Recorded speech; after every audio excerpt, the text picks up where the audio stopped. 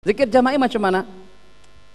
Kalau mereka boleh paham secara detail dan secara penghayatan, alladzina yazkurunallah. Yazkurun di sana tuh dengan menggunakan bahasa jama'. Yazkurun.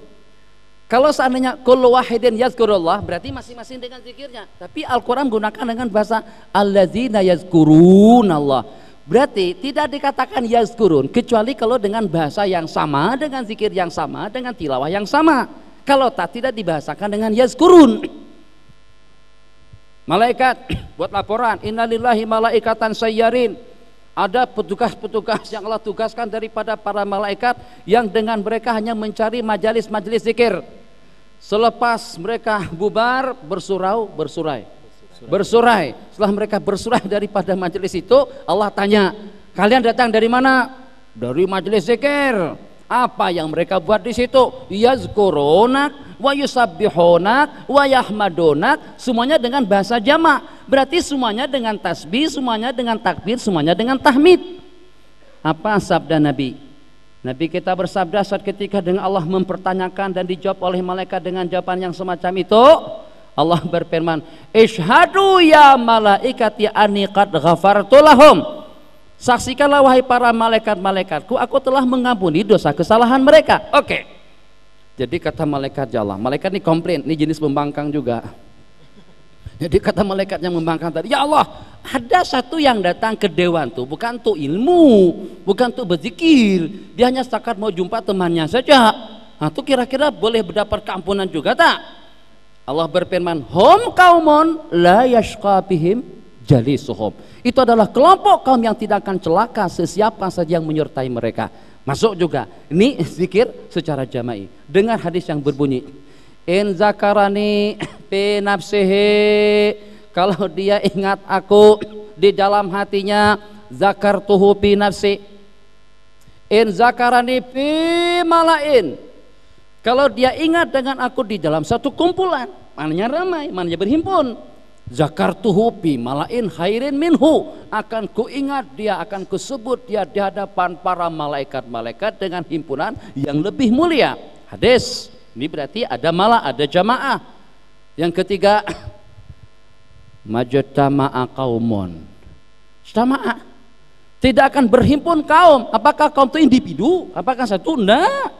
Kalau setakat satu orang saja bukan kaum. Nabi kita kata majtama'a qaumun. Ini dalil. Buka kedudukan hadisnya. Susah kalau saya sebutkan satu persatu, nanti waktu kita lagi. Oke, majtama'a qaumun fi baitin min buyutillah yatazakaruna kitaballah wa yatadarasuna fima bainahum. Syarat untuk mendapatkan yang 4 tadi itu kaum berhimpun untuk zikir. Apa problemnya kalau kita berhimpun untuk zikir? Kalau seandainya berhimpun untuk zikir hukumnya bid'ah. Berhimpun untuk menonton bola dunia malam yang terakhir antara Prancis dengan Italia, apa hukumnya? Ayo, semuanya nonton. Pukul 2 pagi bangun kita pada waktu itu, gol. Gimana dengan tandukan daripada Zainuddin Zidane? Semuanya tahu. Sampai sekarang ada sebuah lagu yang populer sekali, namanya Tanduk. Tuh laris sekali, penjualannya sudah berapa ribu keping. Tuh termasuk daripada lagu yang terlaris, kalah Mawi atau siapa tadi yang tersebut, bukan Siti Mawi. Kalah lagunya dia itu dengan lagu Tanduk. Itu kumpul kita pada waktu itu. Bagaimana kita katakan berkumpul dalam zikir hukumnya haram, sedangkan dengan hal-hal yang negatif tadi itu kita katakan oke-oke saja, sedangkan di sana terdapat beberapa dalil yang menyokong. Oke, saya carikan dalil yang terakhir untuk kawan-kawan. Nabi kita keluar dari rumah. Begitu keluar, Nabi kita tengok ada 2 kelompok manusia. Sekelompok dengan zikir dan tasbih, sekelompok muzakarah wa zakir faina zikra tanfa'ul mu'minin. Jadi pada waktu itu Nabi kita tanya, duduk dengan majelis yang pertama, untuk apa kalian duduk bersama di sini? Qalu nazkurullaha wa nahmaduhu wa nusabbihuh. Kami duduk bersama di sini untuk bertasbih, untuk bertahmid, untuk berzikir mengingat Allah. Allahumma ajlasakum ila zalik, Allahumma ajlasakum ila zalik. Demi Allah, apakah hanya untuk itu saja kalian berkumpul? Kata mereka, iya wallahi ya Rasulullah, memang macam itu kami berhimpun untuk zikir. Oke, Nabi kita puji, Nabi kita berikan suatu sanjungan yang positif. Saat ketika Nabi kita duduk bersama dengan majelis yang kedua, untuk apa kalian duduk di sini? Kami muzakarah halal haram, belajar ilmu, diskusi, dialog dan lain sebagainya. Terus pada waktu itu setelah Nabi kita komen secara positif kepada dua majelis, Nabi kita duduk dengan majelis kedua seraya berkata, min ajli hada atau bimisli hada bu'istu, karena untuk yang semacam ini aku diutus Allah Subhanahu wa ta'ala. Tapi Nabi kita tak komplain, Nabi kita tidak salahkan majelis zikir sahabat-sahabat Nabi kita yang berkumpul pada masa itu. Kalau dikatakan ada riwayat Nini Wahabi, hadis Ibnu Mas'ud. Ibnu Mas'ud saat ketika mereka berzikir beramai-ramai, ambilkan batu kerikil, beliau lontari. Apakah dengan kita ambil riwayat yang mauquf kepada Ibnu Mas'ud, terus kita buang hadis-hadis yang sahih daripada Rasulullah SAW? Kalau dengan berbicara tentang kedudukan hadis dengan hadis sahih, masa kita tinggalkan yang sahih, yang mausul, yang marfu' ila Rasul SAW? Terus dengan kita mengetengahkan hadis mauquf yang itu adalah inisiatif daripada Ibnu Mas'ud radhiyallahu ta'ala anhu, dan juga menurut ulama bukan karena masalah berzikir, karena ada masalah lain yang menyebabkan Ibnu Mas'ud komplain pada waktu salat. Inna raf'a sauti bidzikri ba'da ada'i salawati buntu ahdi atau bi ahdi Rasulillah sallallahu alaihi wasallam. Hadis itu dalam Bukhari Muslim. Nyaringkan, mengeraskan suara dengan zikir selepas kita melaksanakan sembahyang 5 waktu itu sejak daripada zaman Rasulullah. Zikir nyaring semangat, zikir sendirian ngantuk. Saya tengok mereka tak berzikir. Yang mengharamkan orang berzikir itu tak zikir. Sembahyang sah pertama, lepas sembahyang balik awal. Langkah kita karena kita berzikir.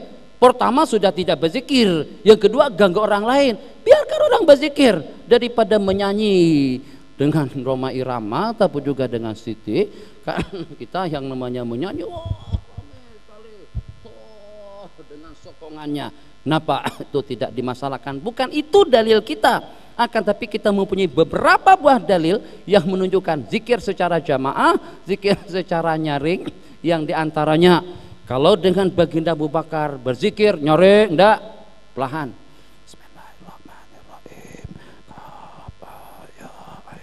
Umar kalau berzikir baca Quran nyaring, Bismillahirrahmanirrahim, Taha ma anzalna 'alaikal Qur'ana litashqa, nyaring. Nabi kita tengok suasana di malam hari, ada yang baca Quran zikir nyaring, ada yang perlahan-lahan. Siang hari Nabi kita panggil kedua-duanya, tengok apakah Nabi kita katakan hang bid'ah, dolalah, masuk neraka. Nabi kita tak macam tu.